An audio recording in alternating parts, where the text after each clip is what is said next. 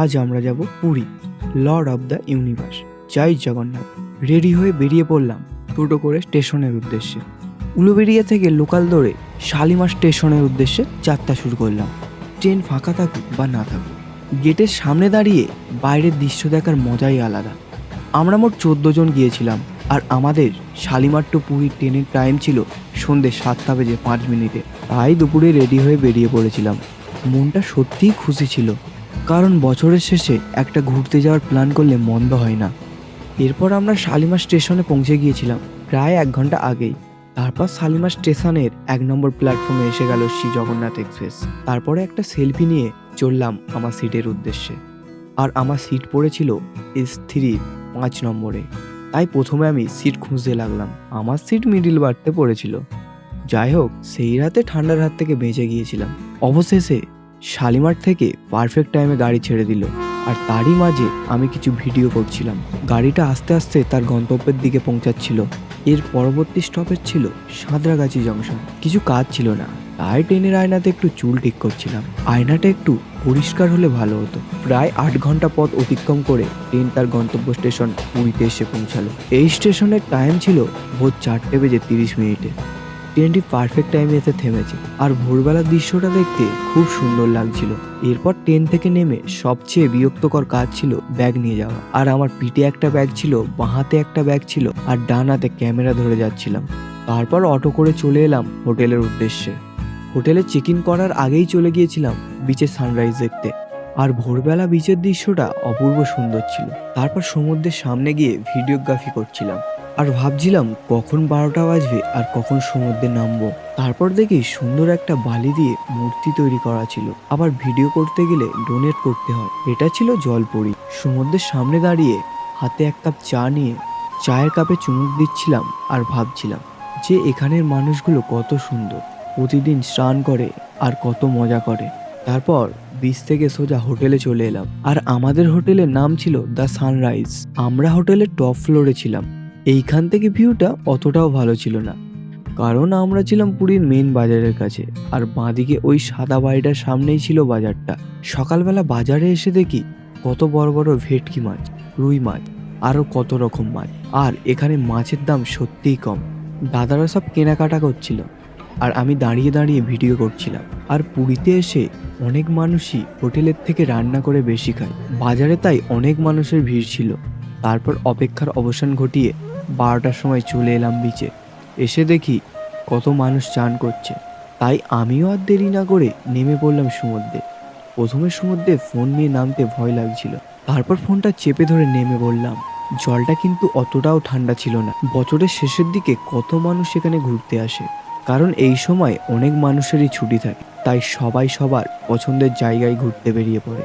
আমাদের অনেকেই তখন আসেনি। আমিই সবার আগে চলে এসেছিলাম, আর এসে ভিডিও করছিলাম। আর আস্তে আস্তে ফোনটা চেপে ধরে দূরের দিকে যাচ্ছিলাম, কারণ যা ঢেউ দিচ্ছিল তারপরেই দেখি আমাদের সবাই চলে এসেছিল। তাই আমি ফোনটা রেখে বেশি দেরি না করে সমুদ্রে নেমে পড়েছিলাম। তারপর দুপুরে একটু ঘুমিয়ে নিয়ে সন্ধ্যে রেডি হয়ে বেরিয়ে পড়লাম বিচের উদ্দেশ্যে। তারপর বিচে এসে দেখি প্রচুর মানুষের ভিড়। এই ভিড়ের মধ্য দিয়ে গুটি গুটি পায়ে এগিয়ে চললাম। ডিসেম্বরের শেষে এবং জানুয়ারির শুরুতে এখানে ভিড়টা অনেকটাই বেশি। আর দেখি মেলা বসেছে, আর ওই মেলাতে নাগরদোলা, বাচ্চাদের মিকি মাউস, আরও অনেক কিছু ছিল। আর আমি সমুদ্রের সামনে গিয়ে স্লো মোশন ভিডিও করছিলাম। তারপর রাত 10টা বাজতেই আমরা হোটেলের উদ্দেশ্যে রওনা দিয়েছিলাম, কারণ রাতের দিকে বিচের ধারে মোটামুটি ভালোই ঠান্ডা ছিল। আর পরের দিন সকালটা ছিল অসাধারণ, কারণ ওই দিন আমরা দেখেছিলাম সানরাইজ, যা দেখতে সত্যিই অপূর্ব সুন্দর ছিল। আর চা দোকান থেকে 1 কাপ মাটির ভাঁড়ে চা নিয়ে চা খেতে খেতে লাইট হাউসের দিকে গেলাম। আর এসে দেখি লাইট হাউসটা বন্ধ আছে, তাই সামনে একটু ভিডিও করে চলে এলাম। তারপর বিচে এসে দেখি কত মানুষের ভিড় এক জায়গায়। আমি ছুটে ছুটে আসছিলাম কি হয়েছে দেখার জন্য। এসে দেখি একটা ট্রলার জাল তুলেছে। সেই জালে কত রকম মাছ ছিল, আরও অনেক প্রজাতির মাছ ছিল ওই জালে। আর এখানে সমুদ্র থেকে ধরে আনা টাটকা মাছ বিক্রি হচ্ছিল। বলেছিলে তুমি আমার সঙ্গে যাবে, তাই ধুলো লেগেছিল আমার। প্রতিবারের মতো ক্যামেরার সামনে চুলটা ঠিক করে নিলাম। তারপর দেখি কত মানুষ সমুদ্রে স্নান করছিল। আর আমরাও বেশি দেরি না করে স্নান করে নিলাম।